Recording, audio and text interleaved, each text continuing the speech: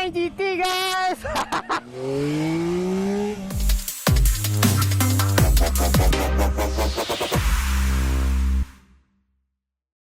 What's up guys, Rocketeer Selangor dalam channel N-Gear. Okay, so kalau korang buka website Yamaha lah, okay, korang akan browse, cuba cari motor yang paling besar. And korang pergi dekat Big Bike, and korang akan jumpa satu motor yang Yamaha offer. And motor ni lah motor yang paling besar. Alright, motor apakah tu? Inilah dia, Tracer 9GT.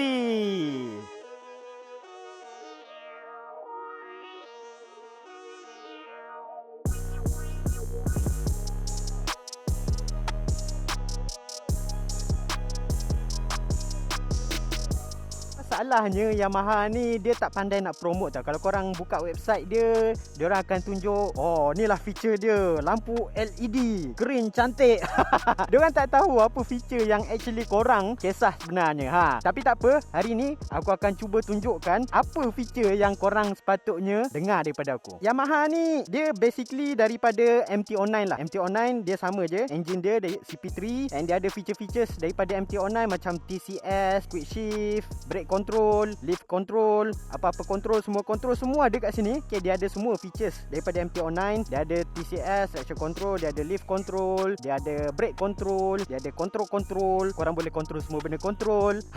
Okay, tapi Tracer ni dia upgrade lagi. Okay, engine dia sama je. Engine dia CP3 daripada MT-09, yang 333, yang one of my favorite engine lah, yang paling torky, yang mempunyai 889 tak silap aku cubic cc, yang menghasilkan 117 horsepower dan 93 Nm of torque. Yang paling menarik sekali, 93 Nm of torque pada RPM 7000. Korang boleh tengok review kita orang pasal MT-09 hari tu, and aku describe dengan detailnya macam mana best engine ni. Okay, tapi setakat tu je lah persamaan dia dengan MT-09. Frame dia lain, banyak lagi benda yang dia upgrade, jajan dia penuh. Jom aku tunjuk satu persatu apa yang best pasal motor ni. So banyaklah upgrade dia daripada MT-09 hari tu. Okay, harga dia pun of course lah upgrade. Harga dia kalau MT-09 itu dalam 55 something macam tu, ni dalam 70k.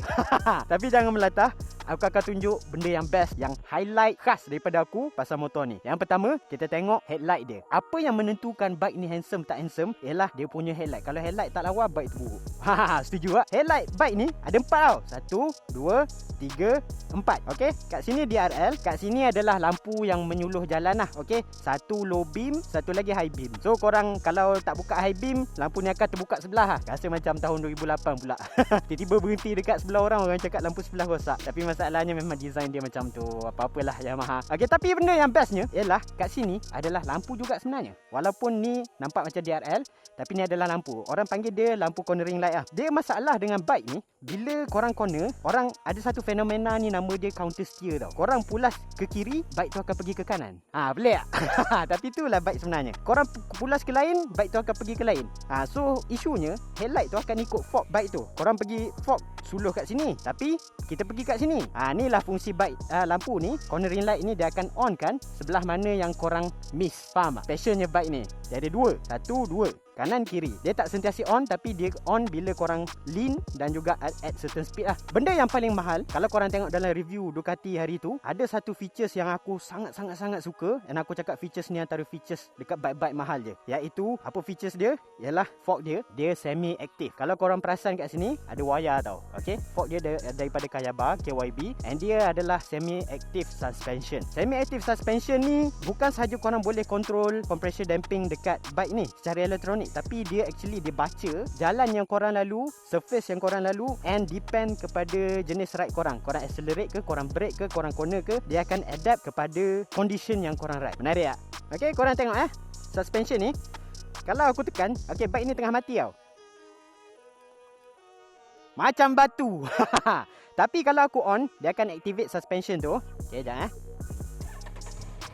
Okay, aku dah on. Dah, aku tolak suspension ni. Nampak tak? Dia jadi lembut sikit. Alright, belanja bunyi sikit.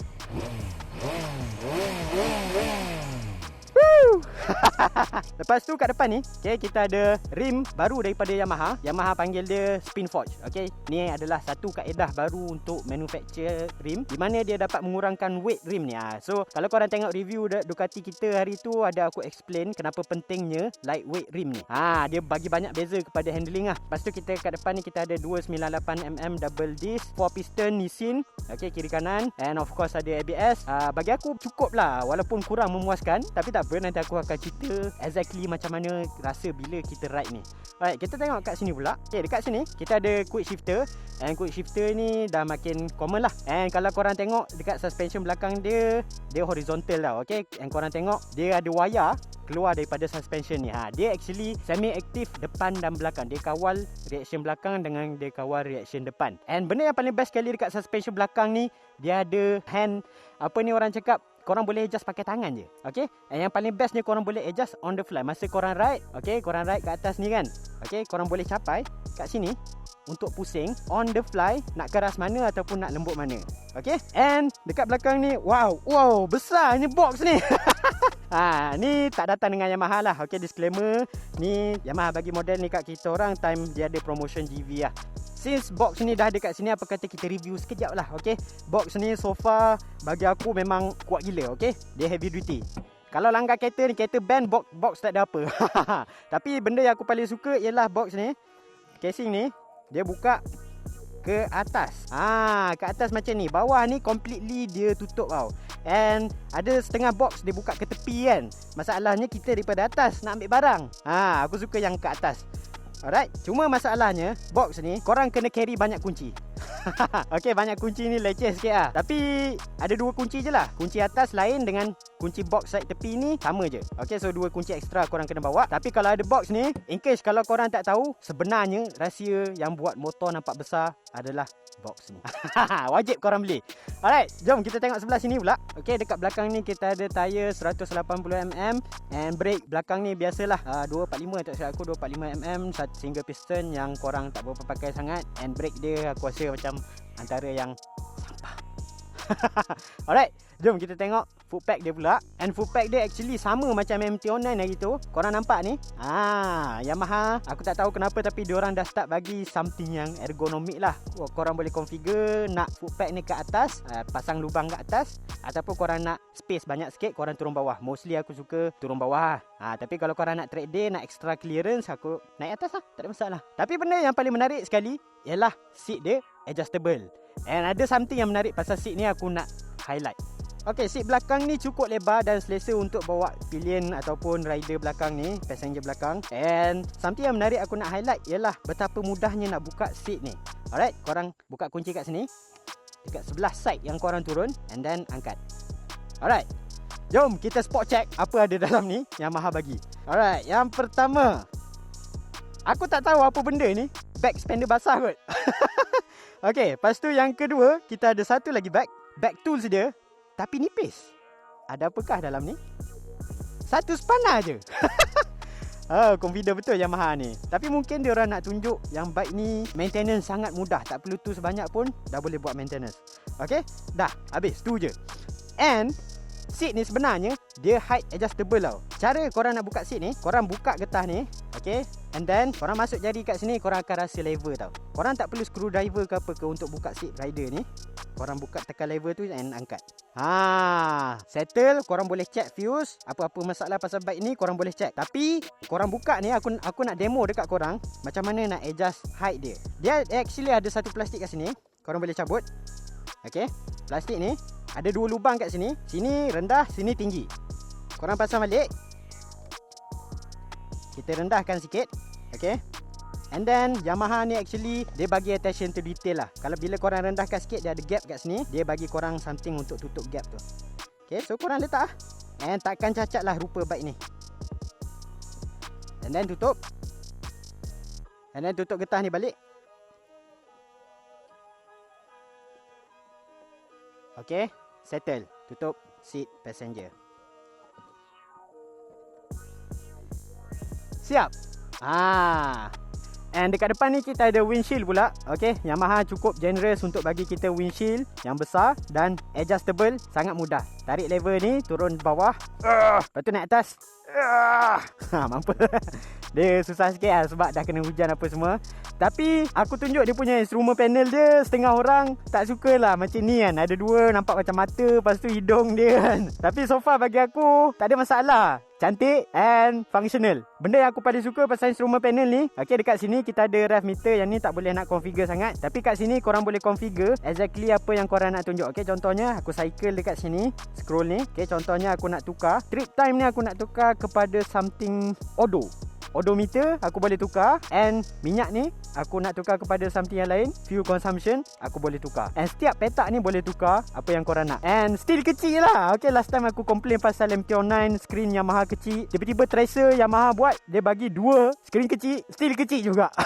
Tak ada masalah. And dia punya control dia macam biasa lah. Okay, ada start stop kat sini, ada cruise control kat sini. Nanti aku cerita dalam ride nanti, test ride nanti macam mana nak activate cruise control ni. And then riding mode kat depan, semua mudah lah. Button besar, apa emergency signal kat sini. Cuma aku tak suka, ialah yang aku kurang minat sangat, ialah dia punya clickable scroll wheel dia. Okay, dia nak scroll boleh, tapi bila nak select tu korang kena tekan. And actually kena tekan kuat-kuat. Tapi masalahnya bila korang tekan ni, korang terscroll. Dia leceh sikit lah. Memang jajan penuh lah. Okay, dalam bike ni, apa kata aku cerita macam mana ride feel dia pula. Jom.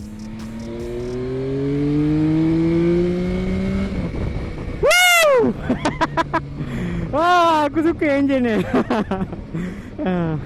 Engine CP3 daripada MT-09, exactly sama. Cuma aku rasa beza sikit. Dia, aku rasa Yamaha ni dia tune down sikit lah untuk tracer. Dia adjust balik gearing dia ni lebih kepada long gearing, high gear, supaya korang kurang main gear.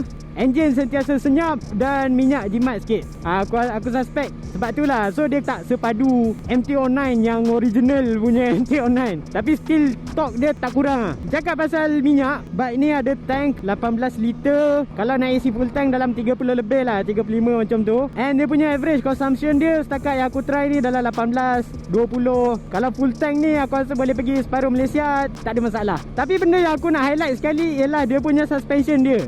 Ni benda yang aku paling appreciate sekali dekat bike ni. Suspension dia semi-aktif tau. Okay, dia ada dua mode. Mode pertama, mode yang keras sikit. Mode yang kedua, mode yang lembut sikit.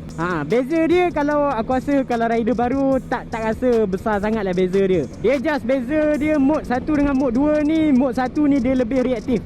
Tapi still interesting lah. Korang boleh configure bike ini nak jadi keras ataupun lembut macam muscle yang mengeras dan melembut bila-bila masa korang nak.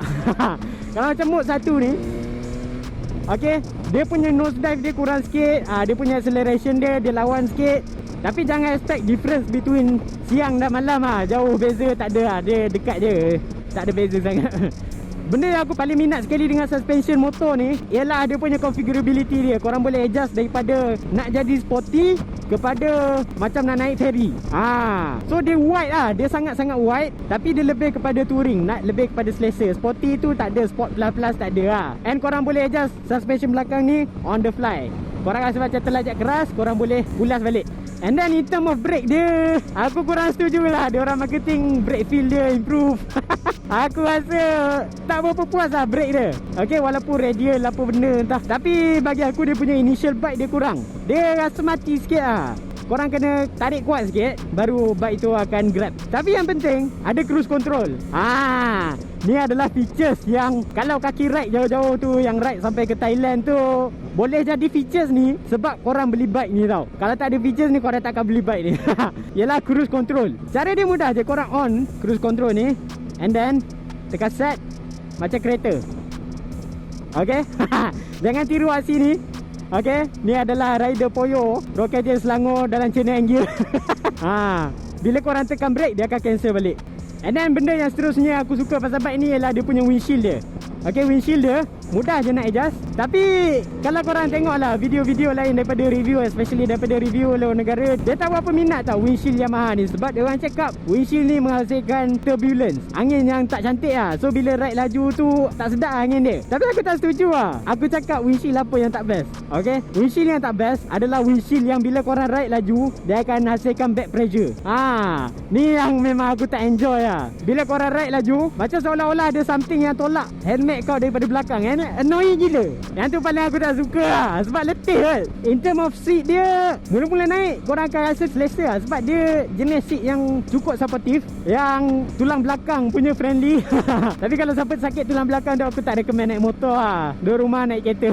Belilah kereta yang lagi mahal. Bila lama-lama ride, korang akan rasa seat ni dia lebih kepada keras sikit. Kalau nak compare dengan Suzuki ke apa ke, yang tu memang sedap lah. Tapi ni lama-lama ride kebas juga betul. Tapi okey lah, standard lah seat motor ni, dia kena tahan sikit kan. Lepas tu in term of ergonomic, mantap lah bike ni. Cuma saiz aku, kalau aku tinggi dalam 160, aku rasa siapa tinggi daripada 160 tu akan betul-betul appreciate bike ni lah. Sebab dia memang besar sikit lah. Contohnya macam handlebar ni, kalau untuk aku ni, aku kena grab lah, kena try capai handlebar ni baru sampai. Kalau aku duduk, aku tak boleh letak macam tu je untuk sampai handlebar ni. Aku kena ke depan sikit. Tapi kalau siapa besar sikit, aku rasa okey, tak ada masalah. Memang just nice. And then kaki dia tak terlajak lipat. So far so good lah. Selesa, macam tak ada masalah. Dia semua benda just nice lah, tak ada problem.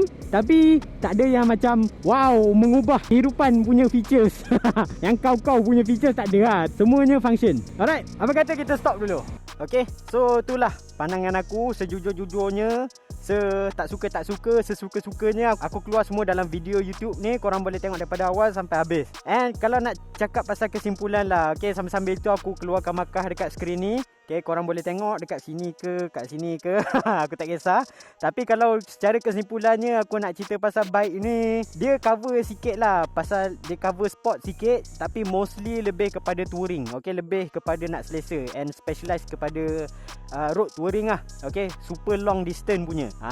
Okay, dia tak keras sangat. Dia lebih kepada lembut. And dia bukan jenis macam amphibia, macam GS, macam Africa Twin ni, tak lah. Okay, ni lebih kepada jalan, highway, memang sedap. Dia cukup besar untuk bawa penumpang yang dengan selesa dekat belakang ni. Okay, tapi dia still mudah nak kawal. Dia tak terlalu besar, tak terlalu kecil. Sizing dia just nice. Okay, and engine dia laju. Korang boleh pergi laju bila korang nak pergi laju. Tapi dia tak gila, laju gila yang tak terkawal. Okay, and benda yang aku paling suka pasal bike ni ialah dia punya features lah. Okay, dalam 70k korang boleh dapat semi-active, korang boleh dapat windshield, apa-apa semua, TCS, QS, BTS, apa benda. Okay, so aku rasa memang korang takkan dapat lah. Okay, ni antara bike yang aku rasa paling balance dalam price point dia dengan apa-apa yang dia offer dalam 70k tu. Alright, jangan lupa like, share dan subscribe channel kami N-Gear, and kita akan review next bike pada episod akan datang. Ciao.